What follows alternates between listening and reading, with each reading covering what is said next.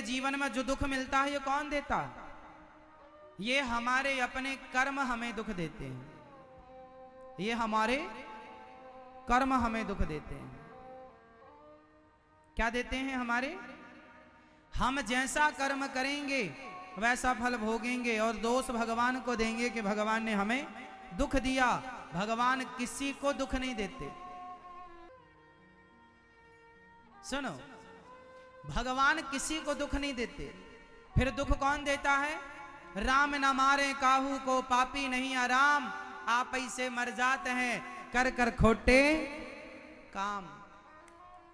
भगवान किसी को दुख नहीं देते। चैतन्य महाप्रभु, गौरांग महाप्रभु की एक छोटी सी कथा आप लोग जानते होंगे।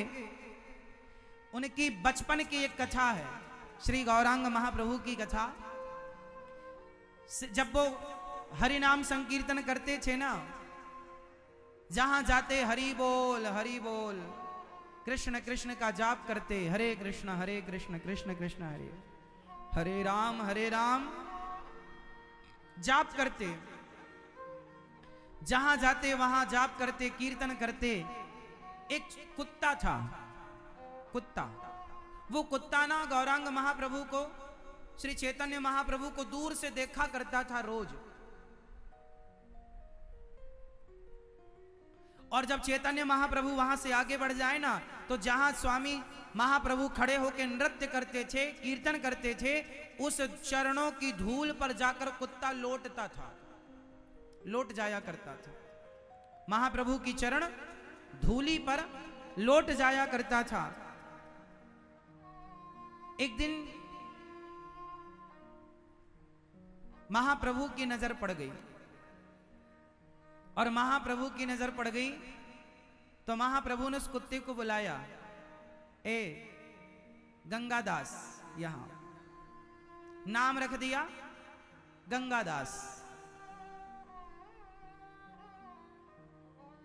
गंगा के किनारे ही इनकी अधिकांश लीलाएं हुई हैं, तो गंगादास नाम रखा। ए यहां आओ गंगादास। वो कुत्ता गया, अपनी झोली से लड्डू निकाले, महाप्रभु ने उसे प्रसाद पवाया। अब महाप्रभु ने स्वीकार कर लिया, आज से तू हमारी मंडली में सम्मिलित हो गया, अब तू भी हमारे संग प्रसाद पाया कर, तू भी हमारे संग चला कर। अब वो कुत्ता बड़ा खुश। लेकिन जो महाप्रभु के सखा थे, जो मित्र थे, जो कीर्तन करने वाले अन्य लोग थे, उन्होंने कहा, प्रभु ये क्या, ये कुत्ते को साथ में रख लिया आपने? वो कुत्ता कीर्तन करते करते रोता था। जब वो महाप्रभु कीर्तन करते तो वो बोल तो पाता नहीं था, पर भौंकना बंद कर दिया उसने। और भौंकने की जगह जब वो ध्यान से कोई सुने तो उसके भौंकने में गोविंद गोविंद निकलता था, और रोया करता था वो। तो किसी ने कहा कि महाप्रभु आपने इस कुत्ते पर दया करी है, बताओ ये कुत्ता कौन है? तब श्री चैतन्य महाप्रभु ने बताया कि ये कुत्ता पिछले जन्म का ब्राह्मण है, ये पिछले जन्म के पंडित जी हैं। अरे तो बोले पंडित जी हैं तो कुत्ता काय को बन गए?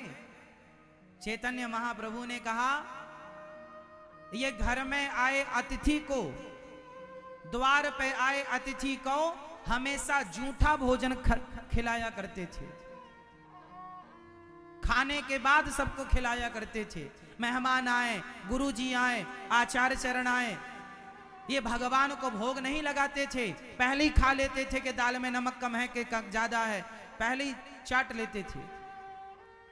तो इन्हें दंड दिया गया कि तुमने साधु संतों को भोजन कराने के पहले भोजन किया और उन संतों को जूठन खवाया। जाओ, तुम्हारा दंड यही है, जाओ अब जूठी पत्तलें चाटो, तुम कुत्ता बन करके अपना यापन करो। वो पाप के कारण कुत्ता बनना पड़ा। और बाद में श्री चैतन्य महाप्रभु ने उसे अपने साथ रखा और उसे भगवान नाम का आश्रय दिलाकर उस कुत्ते की भी बुद्धि निर्मल की, और वो प्रायश्चित करता हुआ अंत में उस कुत्ते ने गंगा जी में जल समाधि ले ली थी अंत में। और चैतन्य महाप्रभु की चरण रज और चरण धूल प्राप्त करके उसने अपने आप को अमर कर लिया। कहने का तात्पर्य क्या है कि आप यदि कुत्ता योनि को प्राप्त भये हैं, वह भी आप अपने कर्मों के कारण।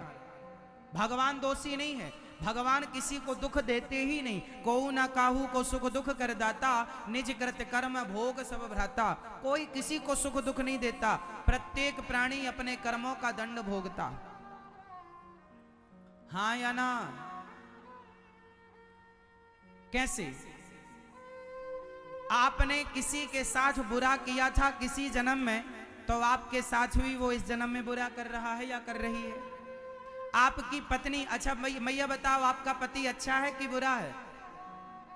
अच्छा है, मारता तो नहीं है, परेशान तो नहीं करता। यदि किसी का पति परेशान करता है तो कोई स्त्री कहे कि महाराज मेरा पति तो बहुत परेशान करता है, क्या करूं मैं? जरूर तुमने किसी जन्म में कोई पाप किया होगा, जिस पाप के कारण तुम्हें ऐसा पति मिला है जो वो पति किसी जन्म का हिसाब बाकी था इस जन्म में पूरा कर रहा। आपको जरा सा भी दुख मिल जाए तो समझ लेना कि यह हमारे किसी जन्म के पापों का दंड है, और जीवन में सुख मिले तो समझ लो ये हमारे पुण्यों का उदय है। पुण्यों के बल पर सुख मिलता है और पाप के बल पर दुख मिलता है।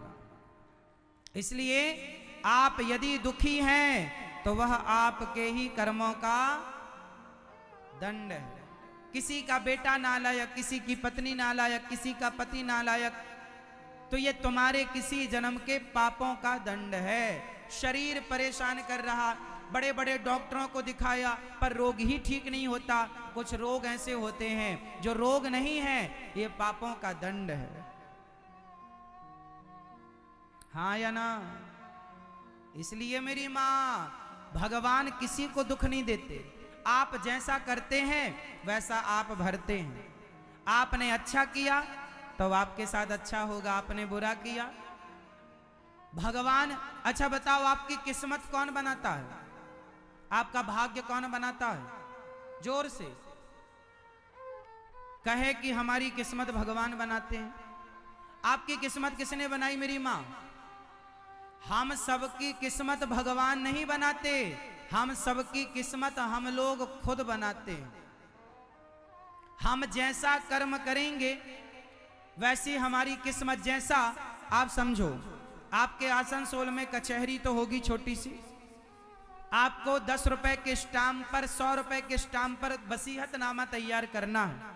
तो आप जाएंगे और वसीयतनामा जो लिखने वाला है वसीयत, उसके पास जाएंगे और आप बोलते जाएंगे। जो आप बोलेंगे लिखने वाला वो लिख करके देगा। वो अपने से नहीं लिखेगा, आपको बताना पड़ेगा कि किसके नाम पर क्या करना है। आप बताते जाएंगे, वो लिख कर देता जाएगा। उसी प्रकार जब आप यहां से मरकर जाते हैं तो आप ही बताते हैं कि हमने इतना पुण्य किया, इतना पाप किया। उस पाप के पुण्य के बल पर 100 रुपए के स्टाम्प पर ईश्वर लिख कर दे देते हैं कि पाप किया है तो ये दंड है, पुण्य किया तो ये फल है, ये सुख है। वो 20 रुपए 100 रुपए के स्टाम्प पर जो लिखा जाए वही तुम्हारी किस्मत होती है। जो तुमने किया है, आपने यहां किसी के साथ गलत किया है तो आपके संग भी गलत लिखा जाएगा कि वो आपके साथ कभी गलत करेगा। वो तो हिसाब किताब तो चुकाना पड़ेगा। इसलिए कहता हूं, किसी को दोष ना दो, और जो मिल रहा है वो हमारे पापों का दंड मानकर प्रेम पूर्वक भोग लो और भगवान के आश्रित रहो। अब गलतियां ना करो, अब कोई पाप, कोई